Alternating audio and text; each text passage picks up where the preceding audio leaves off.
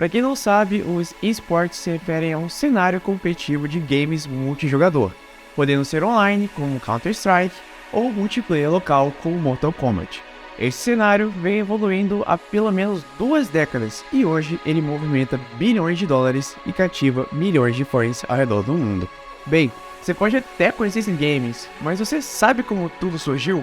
Como foi a primeira competição? Como o competitivo ficou tão popular? Meu nome é Lucas, o seu apresentador de hoje, e agora vamos mergulhar na história dos esportes. Mas antes, esse vídeo é uma parceria com o time da Red Bull Gaming. Agora, vamos para o vídeo. Bem, antes dos esportes, ou até mesmo do modo multijogador e online, os jogos eletrônicos já faziam muito sucesso. E, obviamente, a popularização deles permitiu a criação de um cenário competitivo. Por isso, vamos passar rapidamente pela história deles primeiro. A trajetória dos games começou há mais de meio século.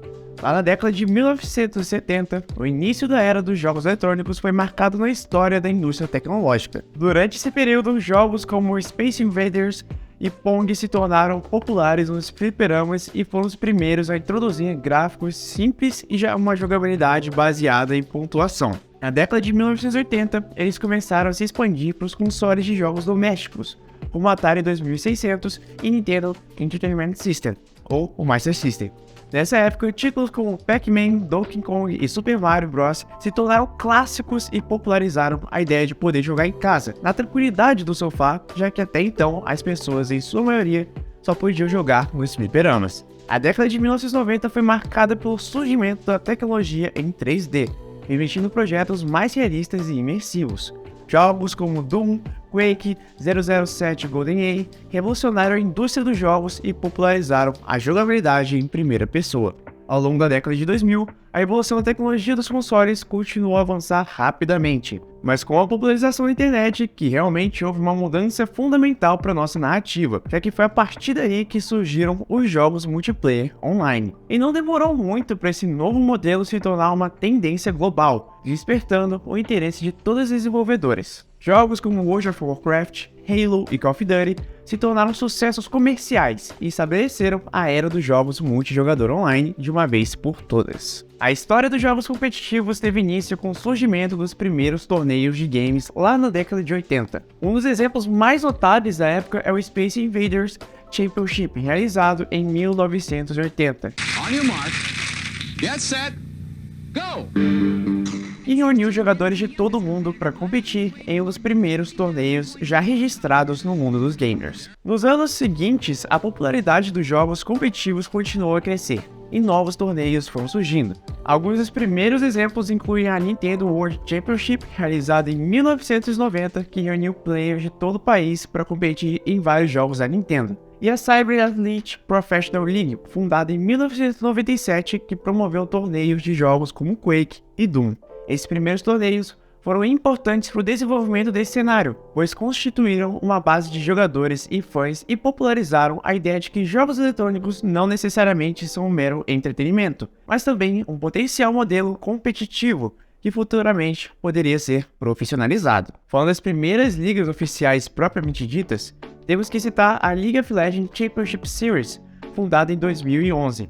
Desde então, outras ligas de jogos como Overwatch League e a Call of Duty League surgiram e se expandiram de maneira já bem profissional, atraindo muita atenção do público. Além da liga do League of Legends, outros torneios que marcaram a história foram o Fortnite World Cup de 2019, que teve um prêmio total de 30 milhões de dólares, e o The International Dota 2 Championship, que teve seu primeiro torneio em 2011, e tem um prêmio total de mais de 40 milhões de dólares. E não é só de eventos que esse cenário vive, muito pelo contrário, o real destaque está sempre nas equipes e, claro, nos atletas, que cada vez mais conseguem patrocínios, apoios e projetos que ajudam a profissionalizá-los. Alguns, inclusive, são altamente disputados no mercado por apresentar habilidades decisivas. Esses geralmente são contratados a preços exorbitantes por grandes times, assim como acontece em modalidades esportivas como o futebol.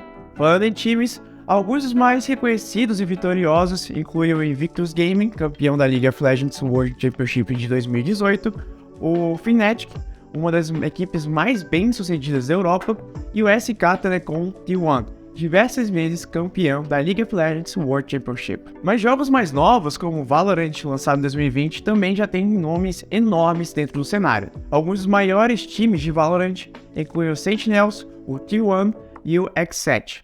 Em contrapartida, jogos mais antigos também continuam mantendo uma alta popularidade na cena competitiva, como é o caso do CSGO, que tem uma história longa e estabelecida de campeonatos. Alguns dos maiores times de CSGO incluem o Astralis, o Na'Vi e o Fnatic. E não podemos esquecer dos jogos de Battle Royale, como o Warzone e o Fortnite, os quais desde 2017 estão tendo uma relevância gigantesca. Grandes equipes como a FaZe Clan, 100 Thieves e a TSM têm competido em torneios de Fortnite por grandes premiações em dinheiro.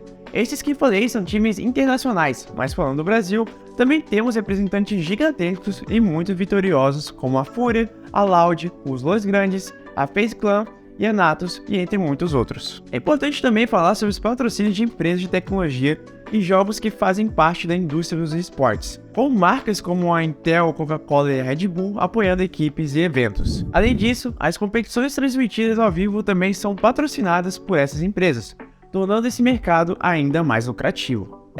Já deu pra ver que esse mercado é muito grande, e todo esse tamanho vem abrindo novas possibilidades e deixando esse nicho cada vez mais profissional. Isso pode ser percebido até nas formas em que o público pode ver os eventos, não se limitando apenas às plataformas de streaming como Twitch e YouTube, como foi um dia, mas também por meio de transmissões em canais de televisão e das competições realizadas em arenas, as quais você pode ver pessoalmente. Essas competições são realizadas em locais especialmente projetados para acomodar grandes audiências e oferecer instalações avançadas para os jogadores e equipes, como acontece em outros tipos de esportes.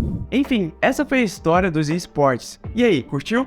Caso eu tenha esquecido algum marco importante de toda essa trajetória, comente aqui embaixo para acrescentarmos cada vez mais informação de qualidade aqui no nosso canal. Comente também que vídeos vocês gostariam de ver por aqui, que teremos o prazer de trazê-los para vocês. Bem, esse foi o vídeo de hoje, não se esqueça de deixar o seu joinha e inscrever-se aqui no nosso canal. Até logo!